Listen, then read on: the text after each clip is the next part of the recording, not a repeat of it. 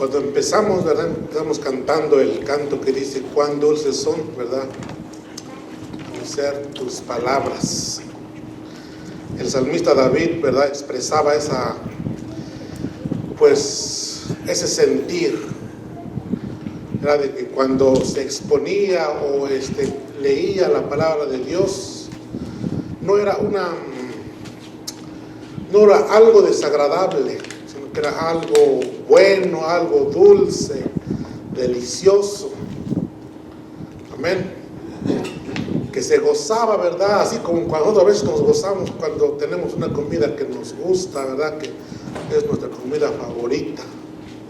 Nos gozamos y comemos rico, ¿verdad? Con gusto, con gozo. Bueno, pues David de esta manera se expresaba cuando tenía tiempo de meditación en la palabra de Dios. Amén. Y hoy pues vamos a meditar en la palabra de Dios. Vamos a gozarnos, ¿verdad?, en escuchar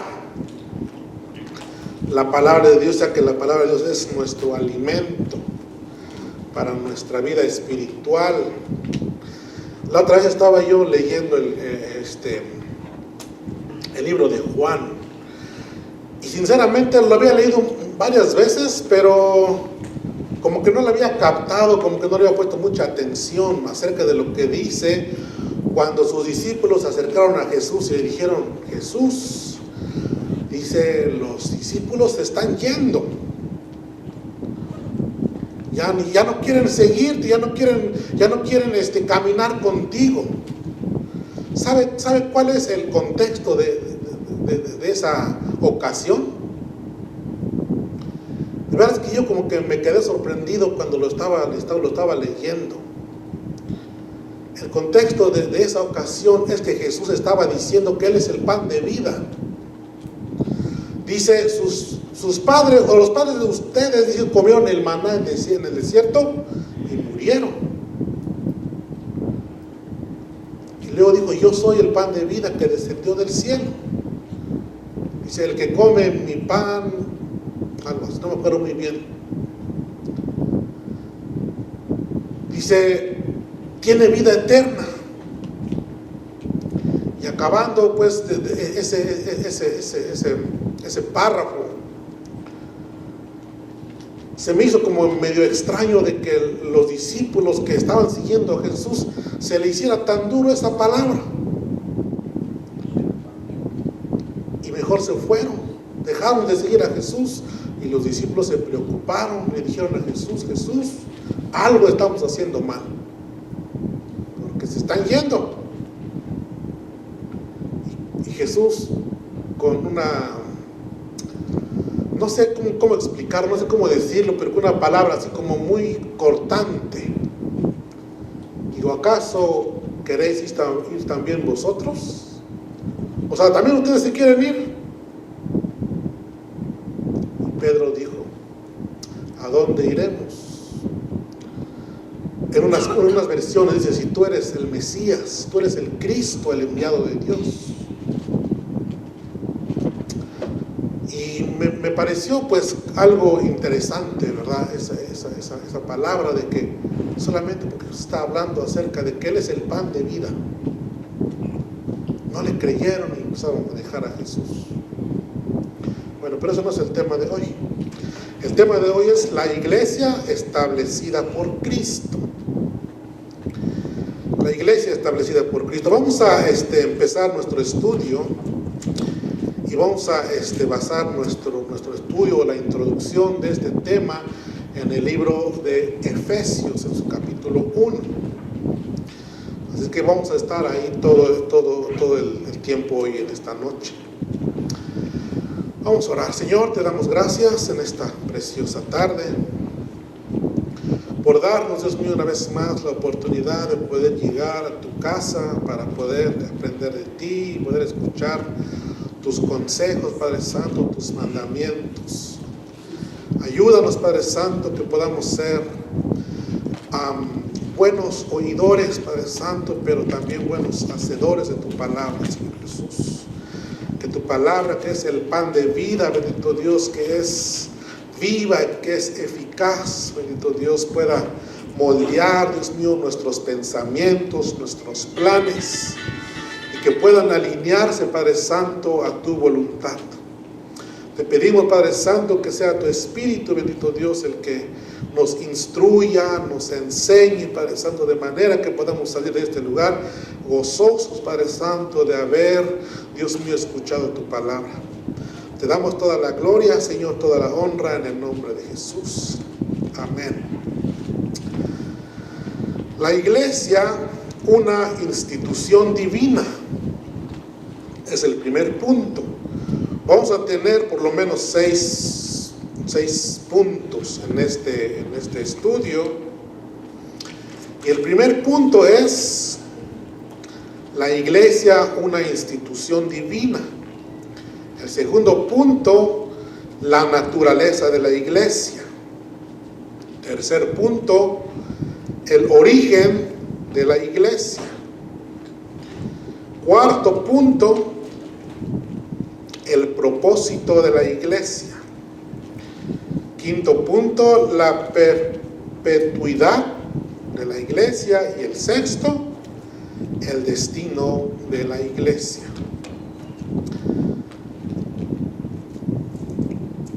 Quizás muchos piensan,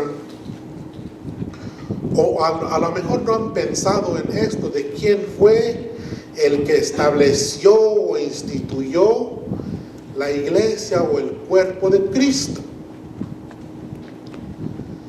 Pero hoy vamos a aprender, ¿verdad?, que Dios mismo, desde la eternidad pasada, Dios mismo pensó o diseñó el plan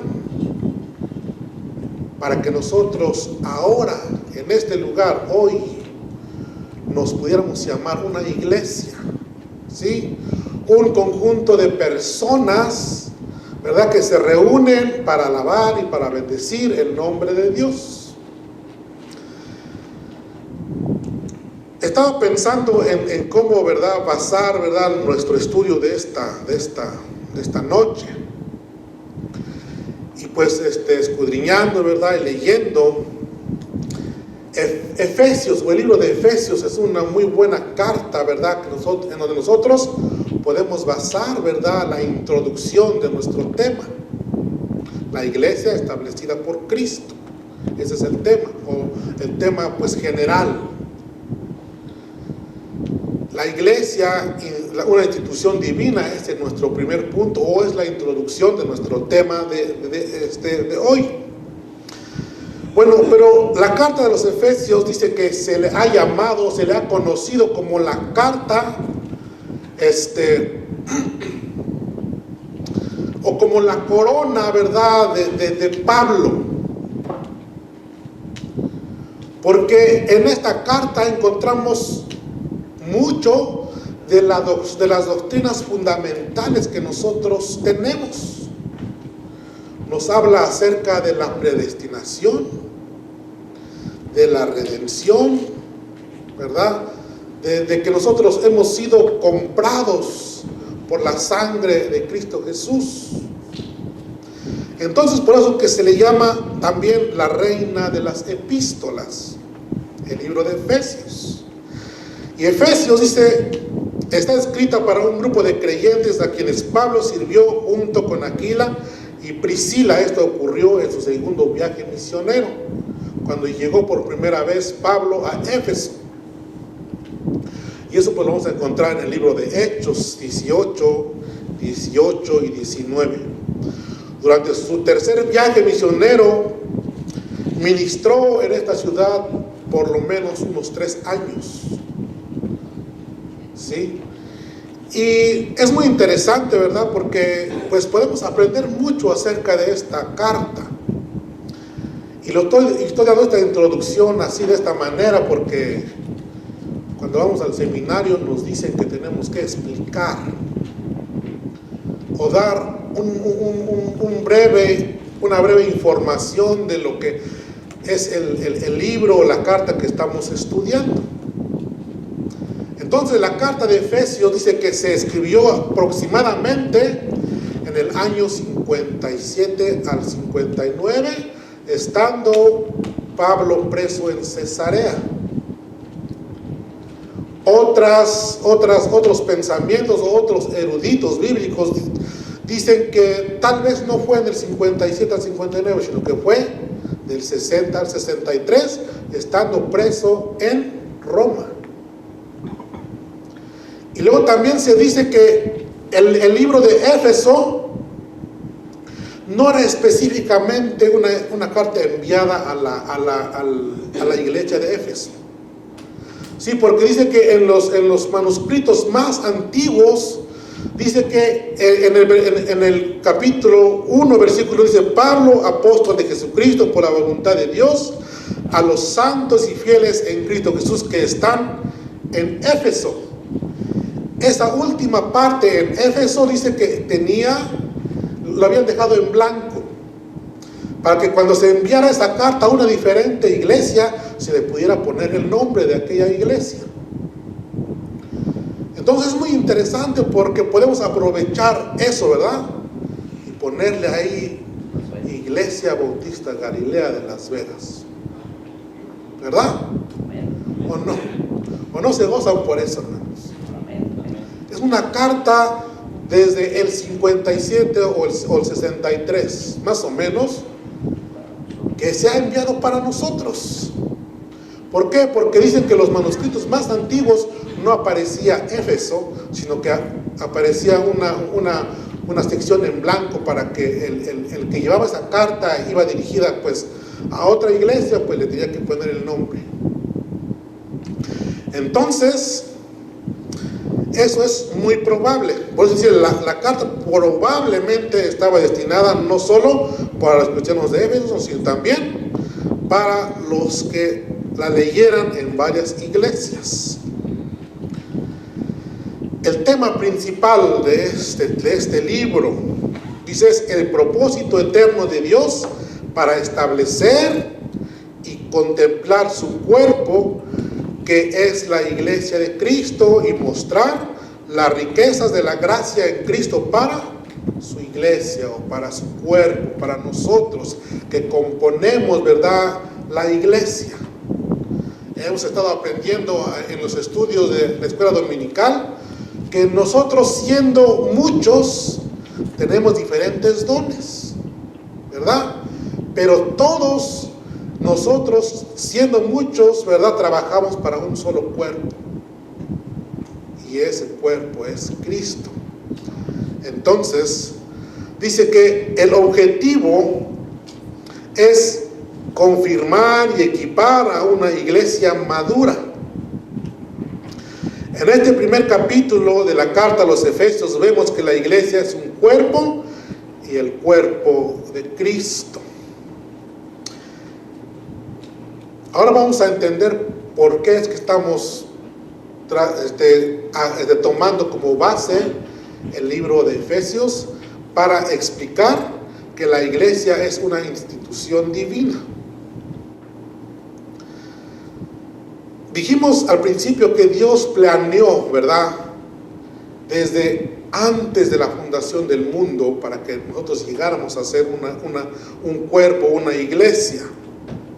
En el versículo 4 dice: según nos escogió en Él antes de la fundación del mundo, para que fuésemos santos y sin mancha delante de Él. Dios el Padre planeó la iglesia en los versículos 3 y 6. No lo vamos a leer ahorita, pero lo vamos a leer después. Luego, en los versículos 7 al 12 de este primer capítulo, Dios el Hijo pagó el precio por su iglesia. Porque dice: en quien tenemos redención por su sangre, el perdón de pecados, según las riquezas de su gracia. Luego, en los versículos 13 y 14, Dios, el Espíritu Santo, protege a la iglesia.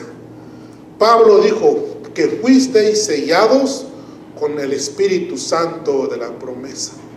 Entonces, en estos versículos vemos la obra de un Dios trino. Hemos hablado mucho acerca de la Trinidad. que nosotros creemos en un Dios trino, un solo Dios en tres personas, Padre, Hijo y Espíritu Santo. Y eso lo hemos aprendido también en la escuela dominical, ¿verdad? Que todos los tres, ¿verdad?, no excluyen a ninguno. ¿Sí? La obra de Jesús en la tierra, aprendíamos, es la obra del Dios trino, del Padre, del Hijo y del Espíritu Santo. Entonces, en estos versículos vemos la obra del Dios trino a favor del creyente. ¿Y cómo lo vemos? El Padre planeó la iglesia. Dios el Hijo pagó el precio por la iglesia. Dios, el Espíritu Santo, ha sellado, ¿verdad?, a cada creyente. Entonces, ahora sí, 3 y 6. Vamos a leer del 3 al 6. Dice: bendito sea el Dios y Padre de nuestro Señor Jesucristo, que nos bendijo con toda bendición espiritual en los lugares celestiales en Cristo, según nos escogió en Él antes de la fundación del mundo, para que fuésemos santos y sin mancha delante de Él, en amor, habiéndonos predestinado para ser adoptados hijos suyos por medio de Jesucristo, según el puro afecto de su voluntad, para alabanza de la gloria de su gracia, con la cual, dice, nos hizo aceptos en el amado. Cuando decimos que Dios planeó desde antes de la fundación del mundo la iglesia, vemos que Pablo, cuando habla acerca del Padre, del plan que él tenía para su iglesia, da una expresión y dice que todo lo que se ha hecho o lo que el Padre hizo era para alabanza de la gloria de su gracia. Cuando termina de decir lo que hizo el Hijo, lo vuelve a decir. Y cuando termina de decir lo que hizo el Espíritu Santo, lo vuelve a decir, y lo vamos a ver. Entonces, en primer lugar vemos como Dios el Padre planeó a la iglesia. En este párrafo que acabamos de leer, quizás la palabra clave que podemos encontrar es la palabra elección. ¿Sí? ¿Por qué? Porque dice aquí, en el versículo 4, dice: según nos escogió en Él antes de la fundación del mundo, para que fuésemos santos y sin mancha delante de Él. Cuando alguien busca un grupo y va en una escuela, no sé, en cualquier lugar, y mira a los adolescentes, a los jóvenes, y dice: no, pues este joven, este adolescente, pues se ve que tiene cualidades para lo que yo lo necesito, ¿verdad? Pero ¿saben que Dios no nos escogió de esa manera? Porque dice que nos escogió antes de la fundación del mundo. Aún nosotros todavía no nacíamos, todavía no habíamos obrado o hecho algo para quizás impresionar a Dios. ¿Sí? Por eso es que no hay nada en nosotros que digamos: oh, no, pues yo hice algo y Dios se fijó en mí y por eso estoy aquí. No, sino que Dios, dice, nos escogió desde antes de la fundación del mundo. Dice: según nos escogió en Él. Nuestra posesión de toda bendición espiritual es tan seguro como que fuimos elegidos por Él y elegidos antes de la fundación del mundo. Los creyentes son elegidos por Dios y son elegidos antes de que ellos hayan hecho algo, hayan sido algo para Dios. Y Tito lo menciona en su capítulo 3, 5, dice: nos salvó, dice, no por obras de justicia que nosotros hubiéramos hecho, sino por su misericordia, por el lavamiento de la regeneración y por la renovación en el Espíritu Santo, para que fuésemos, dice, santos y sin mancha delante de Él en amor. Somos escogidos no solo para la salvación, sino para también vivir en santidad. Entonces, vemos que Dios nos escogió o nos eligió desde antes de la fundación del mundo.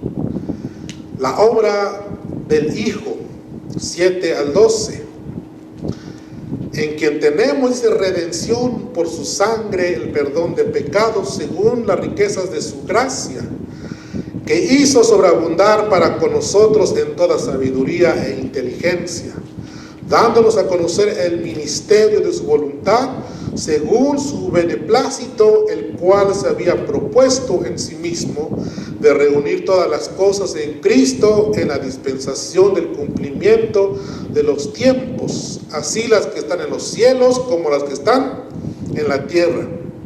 En Él asimismo tuvimos herencia, habiendo sido predestinados conforme al propósito del que hace todas las cosas según el designio de su voluntad, a fin de que seamos, dice, lo que les dije al principio, para alabanza de su gloria, nosotros que primeramente esperábamos en Cristo. Aquí la palabra clave sería redención. Al comienzo del capítulo, del versículo 7, dice, en quien tenemos redención por su sangre, el perdón de pecados. En segundo lugar, vemos cómo Dios el Hijo pagó el precio por la iglesia, derramando su sangre en la cruz, por la cual al creer en Él fuimos redimidos. La redención implica el pago de una deuda que resultará en la libertad del deudor. Nosotros teníamos una deuda con Dios. Habíamos pecado, dice que estábamos destituidos de la gloria de Dios. No había algo que nosotros pudiéramos hacer para alcanzar la salvación. Pero Dios vino y pagó el precio de nuestra salvación, muriendo, ¿verdad?, allá en la cruz del Calvario, derramando toda su sangre para limpiarnos y para lavarnos de todas nuestras maldades. Entonces Jesús, o Dios el Hijo, pagó, ¿verdad?, nuestra redención. Por eso es que estamos viendo, ¿verdad?, que la iglesia es una institución divina, ¿sí?, que el mismo Dios lo instituyó. Entonces, el libro de Hechos 4:12, cuando Pedro estaba, ¿verdad?, predicando, dijo estas palabras. En ninguno, dice, hay... No, mejor lo voy a buscar. En ningún otro hay salvación. 4:12.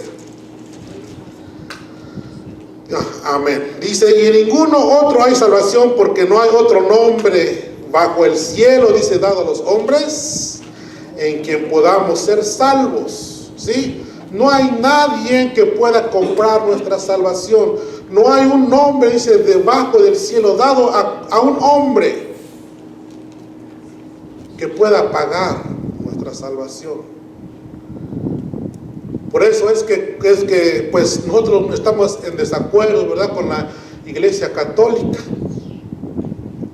que tienen que pagar indulgencias, pagan un precio para que puedan ser perdonados. La Biblia nos enseña que no hay otro nombre, dice, debajo del cielo dado a los hombres en la cual nosotros podamos ser salvos, sino solamente en Cristo Jesús. Entonces, el Hijo de Dios pagó, ¿verdad?, la deuda que nosotros teníamos y nos presenta, ¿verdad?, delante de Dios, santo, sin mancha. El apóstol Judas escribía y decía que Él es poderoso para presentarnos delante de Él sin mancha, limpios. Entonces, si Él nos compró, Él es poderoso, ¿verdad?, para guardarnos sin caída, dice su palabra, el mismo Judas. Entonces, Vamos más rápido. Bueno, esto sí lo voy a decir. Muchas veces nosotros no tenemos quizás el conocimiento pleno, total de lo que Jesús hizo por nosotros en la cruz del Calvario y descuidamos la salvación que Dios nos ha regalado. Y en el libro de Hebreos, en su capítulo 2, el 1 al 3, dice: por tanto, dice, es necesario que con más diligencia atendamos a las cosas que hemos oído, no sea que nos deslicemos. Porque si la palabra dicha por medio de los ángeles fue firme, y toda transgresión y desobediencia recibió justa retribución. Una pregunta: ¿cómo escaparemos nosotros si descuidamos una salvación tan grande, la cual, habiendo sido anunciada primeramente por el Señor, nos fue confirmada, dice, por los que oyeron? Así que debemos de mantenernos firmes, ¿verdad?, en nuestra salvación. Estad pues firmes, dice Gálatas 5:1, ¿verdad, pastor? ¿O no es?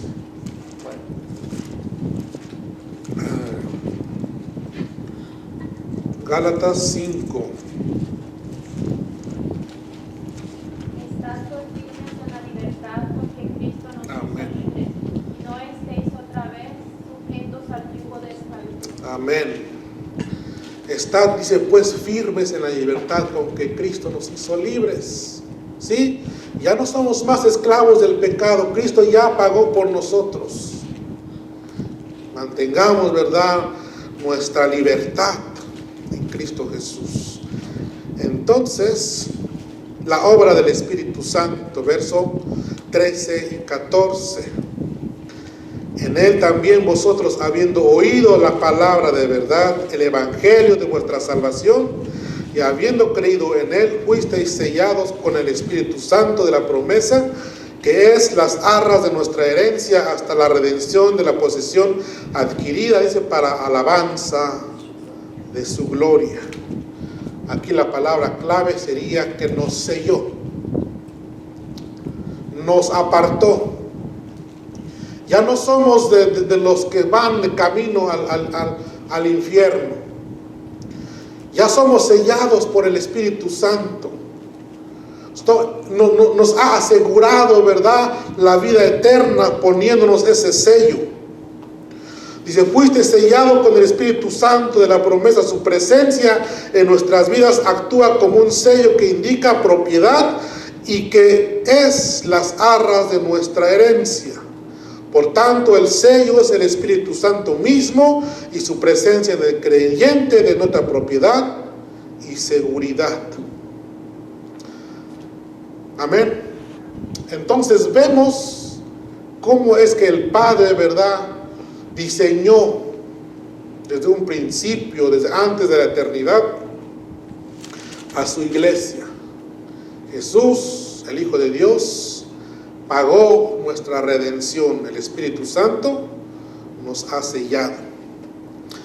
Ahora vamos a ver lo que Pablo hizo después de explicar o de decir estas cosas, ¿verdad?, a la iglesia a la cual él estaba escribiendo. Después de haber dicho todo esto, dice que alabó a Dios. Y su oración era una oración de acción de gracias. El versículo 15 y 16 dice: por esta causa, dice, yo también, habiendo oído de vuestra fe del Señor Jesús y de vuestro amor para con todos los santos, no ceso de dar gracias por vosotros, haciendo memoria en mis oraciones. Dice: habiendo oído de vuestra fe del Señor Jesús y de vuestro amor para con todos los santos. Cuando Pablo oyó de la fe y del amor de los efesios, no pudo hacer otra cosa que dar gracias por ellos. Esto se debió a que su fe y amor eran evidencia de su participación en esta gran obra de Dios. Versículos 18 y 19 dice Pablo: ora que comprendan todo lo que Dios les dio en Jesucristo. Y esto es muy importante. Dice, alumbrando los ojos de vuestro entendimiento para que sepáis cuál es la esperanza de a que Él, os ha llamado, y cuáles las riquezas de la gloria de su herencia en los santos, y cuál la supereminente grandeza de su poder para con nosotros los que hemos creído, los que creemos. Para que los efesios supieran todo lo que Dios les había dado en Jesús, se necesitaba una obra sobrenatural. Requería que los ojos de vuestro entendimiento fueran alumbrados por Dios. Por eso es que Pablo oraba y decía a Dios, alumbrando, dice, los ojos de vuestro entendimiento para que sepáis cuál es la esperanza a que Él os ha llamado y cuáles las riquezas de la gloria de su gracia. Y su herencia en los santos, y cuál la supereminente grandeza de su poder para con todos los que creemos. Pablo quería que ellos supieran esto. Las cosas materiales, dice, nos dan esperanza por un cierto tiempo, ¿sí? Podemos nosotros pues adquirir riquezas y tener dinero y estar pues tranquilos y decir, no, pues yo tengo pues una suficientes ahorros para vivir 5 años, 3 años, no sé cuántos. A veces podemos pensar de esa manera y decir, no, pues tenemos esa esperanza de que no nos va a faltar nada en 5 años. Pero dice, las cosas materiales no nos dan una esperanza duradera. Se va a acabar, se va a perder. Esa no es nuestra esperanza, o no es la esperanza del creyente. Pero el creyente tiene un futuro glorioso de resurrección y de vida eterna y del perdón de pecados. Es la esperanza que nosotros tenemos, que algún día, dice, no muy lejano, porque estamos en los últimos tiempos, vamos a gozar, ¿verdad?, de esas mansiones, de esos lugares que Dios ha preparado para nosotros. Eso es lo que Pablo quería decir a los efesios, ¿sí? Que esta es la esperanza que nosotros tenemos. Que aunque aquí muchas veces nos vaya mal o suframos, pero nuestra esperanza es de que algún día llegaremos a ese lugar donde no habrá más llanto ni más dolor. Amén. Entonces, eso es lo que quería decir Pablo a sus oyentes. Quería que ellos supieran cuál es la esperanza que tenemos como cristianos, como hijos de Dios, como personas que han sido compradas, que han sido redimidas por la sangre de Cristo Jesús. Esa es nuestra esperanza gloriosa y no nos debemos de olvidar. Y luego dice, ¿cuáles las riquezas de la gloria de su herencia en los santos? Pablo quería que ellos conocieran la grandeza de la herencia de Dios en su pueblo. Y entonces, si nuestro conocimiento es limitado y nuestra esperanza, como que no estamos seguros de esa esperanza que nosotros tenemos en Cristo Jesús, entonces no podemos servir a Dios con todo nuestro corazón. Cuando nos damos cuenta de lo que Dios nos ha dado, de lo que tenemos, entonces servimos con entusiasmo, con gozo, con amor. ¿Por qué? Porque servimos a Dios por agradecimiento de lo que Él ya nos ha regalado, nos ha dado. Sí, porque la salvación es un regalo de Dios. Sí, dice la palabra de Dios que nosotros fuimos comprados por precio de sangre. Y nuestra salvación es un regalo, es un don de Dios. Sí, para que nadie se gloríe. O sea, nadie puede decir, yo hice esto y el otro y aquello, y por eso soy salvo. No. Solamente Dios nos ha dado esa salvación. Entonces Pablo quería que el pueblo o la iglesia donde iba a llegar esta carta supieran verdaderamente cuál es la esperanza que nosotros tenemos en Cristo Jesús. Entonces, para terminar, la iglesia es una institución divina porque es la plenitud de Cristo. Es lo que estamos viendo en el primer punto. La iglesia es una institución divina.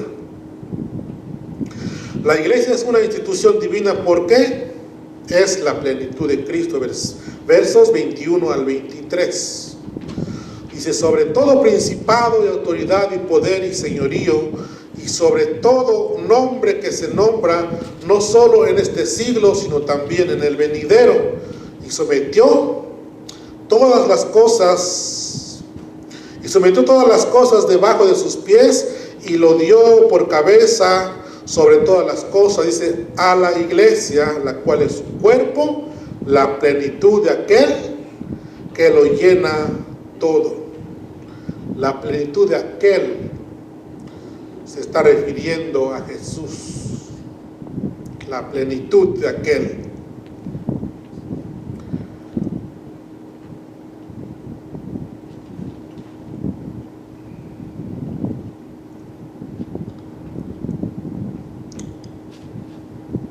En el versículo 19 y 21, se me pasó, perdón. Es muy importante lo que nos enseña en este párrafo. Y dice: según la operación del poder de su fuerza, la cual operó en Cristo, resucitándole de los muertos y sentándole a su diestra en los lugares celestiales, sobre todo principado y autoridad y poder y señorío, y sobre todo nombre que se nombra, no solo en este siglo, sino también en el venidero. ¿Por qué lo voy a mencionar? Porque es importante. El poder que resucitó a Jesús de los muertos, el que le levantó, es el mismo poder que ahora opera en nosotros, en la iglesia. Entonces, hay un escritor que me gustó su manera de expresar esto, y dice: si la muerte de Cristo es la demostración suprema del amor de Dios, dice, la resurrección de Cristo es la demostración suprema de su poder. Amén. Lo voy a leer otra vez. Dice: si la muerte de Cristo, dice, es la demostración suprema del amor de Dios. O sea, si la muerte que Él tuvo, ya lo conocemos, ya sabemos cómo murió, ¿verdad? Murió azotado, escupido, le clavaron clavos en sus manos, en sus pies, y al último le clavaron la lanza en su costado. Si eso fue una expresión de amor, dice, la resurrección de Cristo, dice, es la demostración suprema de su poder. Y ese poder, dijimos, opera en nosotros. Ahora sí, vamos terminando. Dice, Pablo concluyó su oración con una nota elevada. La iglesia es un organismo, es el cuerpo de Cristo, y Cristo es la cabeza de la iglesia. Y lo dio por cabeza, dice, sobre todas las cosas a la iglesia, que es su cuerpo. Todas las cosas que incluye, todas las cosas que incluye todos los poderes celestiales y todos los poderes terrenales, es entregado a su iglesia, aquellos a quienes ha llamado y ha redimido. Entonces, si la iglesia fue una institución divina, tiene un objetivo, tiene un propósito, tiene una misión. ¿Y cuál es esa misión? Lo encontramos en el libro de Mateo, en su capítulo 28, del 18 al 20.